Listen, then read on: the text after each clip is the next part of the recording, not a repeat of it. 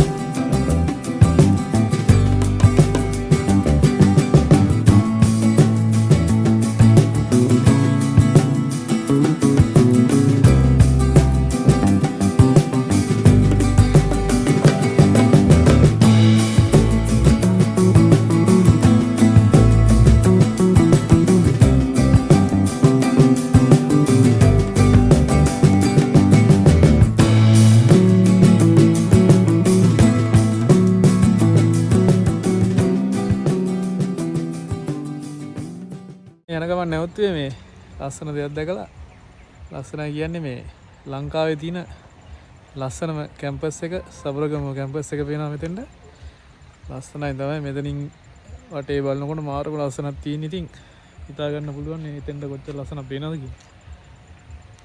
ඔයාලා ඉතින් සබරගම කැම්පස් එකට යන්න try එකක් දෙන්න.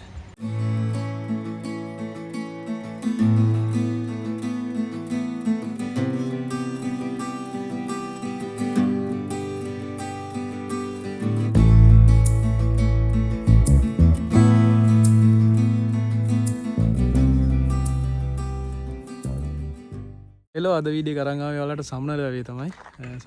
සම්නල වැවේ ඩෑම් එකයි. ඉතින් බලන්න ඔයාලත් අපේ වීඩියෝස් ටික ලස්සන වීඩියෝ ටිකක් තියෙනවා. අපිත් එක්ක එකතු වෙලාම ඉන්න. එහෙනම් අපේ YouTube channel එක subscribe කරන්න අමතක කරන්නත් එපා. bell icon එක click කරන්න.